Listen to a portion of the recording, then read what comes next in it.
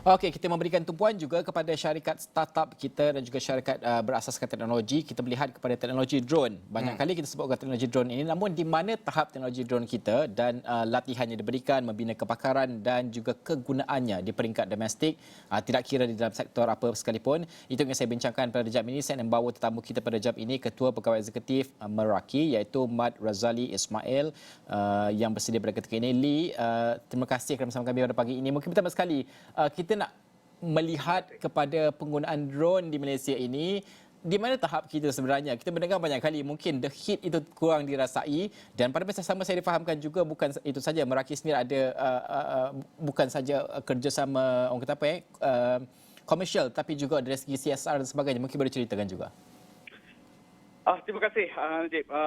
Dalam usaha untuk melibatkan generasi muda sekarang ni, memang ada banyak minat terhadap industri drone. Meraki juga telah menganjurkan program pembangunan kerjaya dan teknologi drone ni selama baru-baru ni di Johor bersama kru Mosti dan JPN. Dan juga kami telah mengambil inisiatif ni untuk mengangkat sekolah. Kami telah adakan sekolah angkat. Dan yang ini adalah amat penting supaya kita dapat memberikan modul-modul kurikulum dan juga beberapa drone latihan kepada sekolah-sekolah. Dan perkara ini berlaku kerana kita berhasrat untuk memanjangkan inisiatif ini kepada sekolah-sekolah di seluruh negara, dan melalui program dan latihan kemahiran ini, Meraki sendiri berazam untuk membentuk sejumlah 1,000 anak bakat muda yang sentiasa industri ready bagi drone industri tempatan. Okey, kalau kita melihat banyaklah pencapaian Meraki ini di peringkat antarabangsa. Kongsikanlah sedikit pencapaiannya untuk kita faham bahawa potensi itu luas di peringkat antarabangsa dan juga di peringkat mungkin tempatan sendiri. Pandemik COVID-19 telah memaksa pelbagai industri ke arah digitalisasi. Jadi para pengusaha terutamanya di ladang kelapa sawit dan juga dalam plantation terutamanya telah bergantung harap kepada pekerja asing dan kini mempunyai kesukaran untuk memenuhi pasaran di samping menguruskan krisis kekurangan pekerja. Jadi kami Meraki selaku sebuah syarikat yang berteraskan digital dan pelanggan telah memahami apakah cabaran-cabaran yang berlaku sekarang ini, dan melalui produk-produk kami seperti the first hybrid drone in the country untuk agriculture dan precision agriculture ini telah berjaya membantu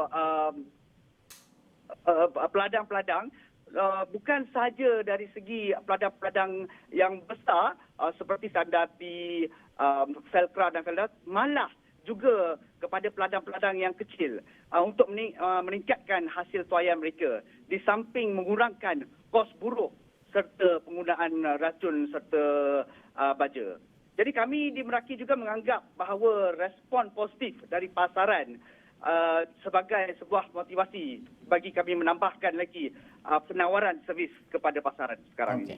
Lee, ni Ibrahim ni, nak tanya sikit, beberapa nama dalam industri drone telah pun menempa nama di persada tempatan maupun di pentas global. Mungkin Lee boleh ceritakan sikit tentang apa pencapaian Merang untuk tahun lepas dan apakah pelan untuk tahun ni? Jadi kami dari segi pencapaian ni adalah melihat kepada apa yang kami telah buat, beberapa yang kejayaan sehingga hari ini adalah dalam beberapa faktor. Pertamanya, kami adalah melihat kepada pelanggan kami. Jadi di Meraki ini kami mendengar cabaran mereka dan mengenal pasti penyelesaian dari segi penyelesaian dari segi digital. Dan kami membangunkan produk-produk kami sendiri, in-house produk. Jadi ini adalah buatan Malaysia untuk memastikan produk perkhidmatan kami ini mampu mendepani cabaran yang dihadapi oleh penduduk kami dan juga pelanggan-pelanggan secara menyeluruh. Selain itu juga kami juga telah diiktiraf sebagai drone company syarikat ke-19 di dunia. Jadi faktor-faktor ini adalah bagaimana kami membezakan Meraki dengan pesaing-pesaing kami yang lain. Okey, steady Lee. Kita akan dari masa ke masa kita berhubung kerana penting untuk kita melihat industri seperti ini untuk percambahannya dan juga kesan sampingannya kepada industri-industri berkaitan juga seperti Lee sebutkan tadi, pertanian, industri perubatan juga seperti visual kita lihatkan tadi itu adalah Meraki punya servis sebenarnya, Ibrahim. Okey, terima kasih kerana bersama kami pada pagi ini. Itu merupakan Mat Razali Ismail, Ketua Pegawai Eksekutif Meraki.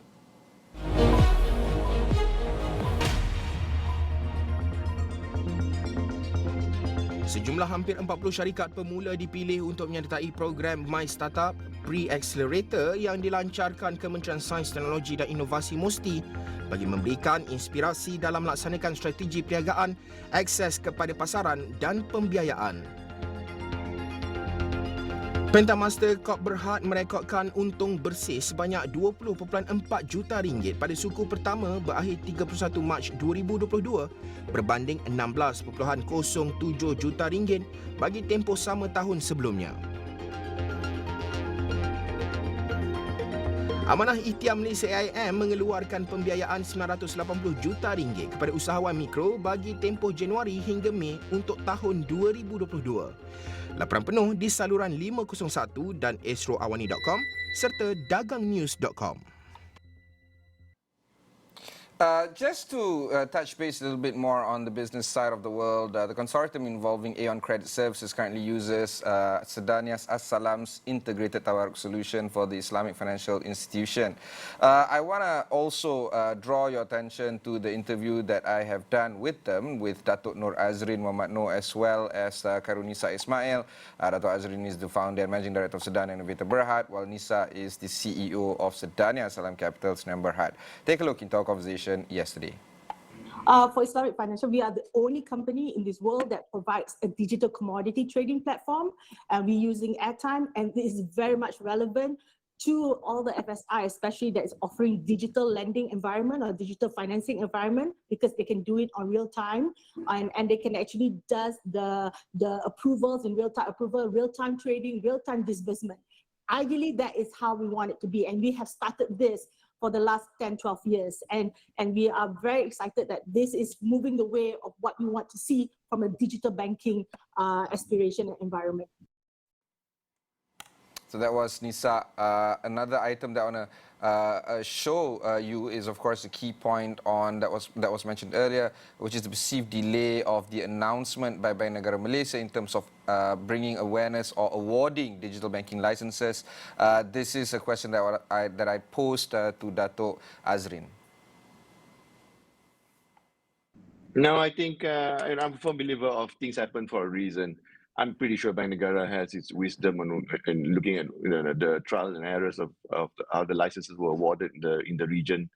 And I guess, I suppose on hindsight, we'll tell whether we do it too early, do we do it too late, right?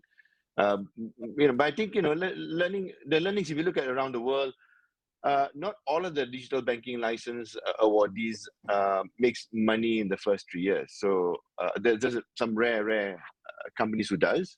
And I think those probably presents an opportunity for our guys to take a look and listen and learn so that all 5 are successful, hopefully. So you can watch the full interview of Sedania on Notepad this evening at 10:30 p.m. Okay. Ibrahim Sani, what a week. This week kita tengok unprecedented, bukan unprecedented lah, unexpected race of expected OPR. but kind of unexpected, kan? For us, unexpected lah untuk niaga awal ni kan. OPR 25 mata asas, dan juga pada masa yang sama kita melihat KDNK hari ini akan diumumkan, dan semalam ada debat Sapura hangat.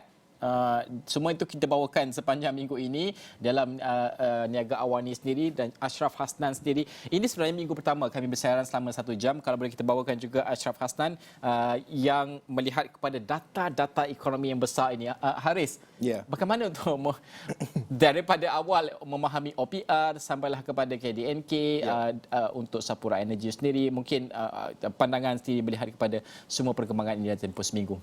Ya, sebenarnya kalau kita melihat secara keseluruhan, beberapa data yang kita terima, terima kasih kepada Jabatan Perangkaan DOSM yang banyak sebenarnya memberi input angka-angka terkini, nilai dagangan termasuklah dari segi kalau kita lihat penalisis dari segi unjuran KDNK, OPR, dan itu merupakan data-data yang diberikan oleh DOSM sebenarnya membantu kita dalam membuat analisis dan juga memberi penjelasan secara menyeluruh kepada penonton-penonton untuk faham, kerana kalau kita ambil contoh Najib dan juga Ibrahim, kalau OPR dan juga KDNK banyak sebenarnya dari segi perubahan-perubahan yang berlaku dan juga impak-impak kepada masyarakat, rakyat, mereka yang merupakan peminjam kalau dari segi OPR, dan kita sekarang ni tengah kumpul sebenarnya BR, BLR ni apa ceritanya, berkuat kuasa berapa hari bulan, kalau tak silap saya Maybank hari ini bermula perubahan ataupun kadar baharu bagi Maybank, ada bank-bank lain mungkin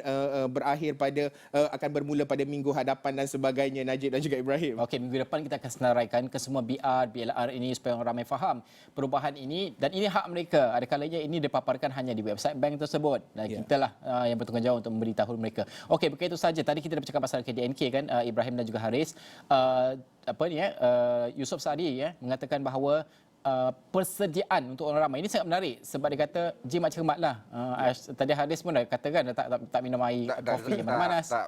Bukan saja jimat cermat. Kita kena faham disposable income semakin kecil sebab kita punya loan obligation dah meningkat disebabkan OPR meningkat. Tetapi ini tidak bermaksud everything else prices semua akan go up. Because demand is going to suffer some form of impact, supply stays the same, we're going to see a reduction in price equilibrium. So in a way, this does control inflation. So it's a good idea to think about OPR as a price inflation tool management, dan juga siapa-siapa ada FD, siapa-siapa ada PNB punya ASB dan sebagainya. Untuk mesra sikitlah. InsyaAllah kita punya interest rate akan naik in terms of dividend. So that's a good thing going on when it comes to OPR increasing. Okey, kesemua instrumen tersebut Ibrahim Sani ada. Semalam dia ceritalah, semua dah cerita semalam, banyak pemansuhan strategi pelaburan Ibrahim Sani, kita belajarlah dari masa ke masa. Okey, bukan itu saja, kalau kita melihat juga sudah pasti untuk minggu hadapan apa antara tumpuan yang mungkin menjadi orang kata apa fokus untuk niaga awani dan juga industri perniagaan dan juga ekonomi, Ibrahim? Kita akan discuss buy now pay later. Kita akan tengok macam mana isu dia akan memberi impak. Okey, I must admit saya pengguna buy now pay later just to try actually. Tapi kalau you prudent dan juga addicts say the same thing. I just want to try cigarette. I just want to try something else. Haris pernah mencuba buy now pay later? Tak pernah lagi. Belum tapi lagi. Bagus. Tapi kalau dari segi hasutan tu sebenarnya tinggi juga sebenarnya buy now pay later ni. Ya. Kita kena cuba supaya ada experience. Jadi minggu depan kalau nak bincang, saya boleh jadi kata apa contohnya lah case study tersebut. Tapi dia senang je. Kalau you guna buy now pay later, kalau you bayar pada hujung bulan, you tak ada kenaikan, tak ada bayaran lebih. Betul. Tapi in theory sama macam credit card juga. If you have no control over your debt, game over. And the most important thing here is buy now pay later. Dia target Gen Z dengan millennials. So we have to look into how this impacts Gen Z and millennial when it comes to debt purchasing. Itu yang kita nak tengok minggu depan. Okey, itu minggu depan kita akan bawakan perkembangannya, penting sekali, dan saya ada pengalaman sedikit untuk melihat.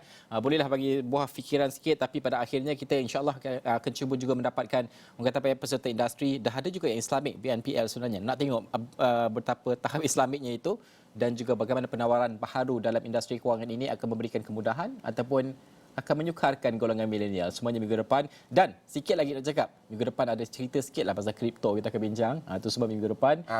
Balance of trade payments juga akan diumumkan pada 19 Mei.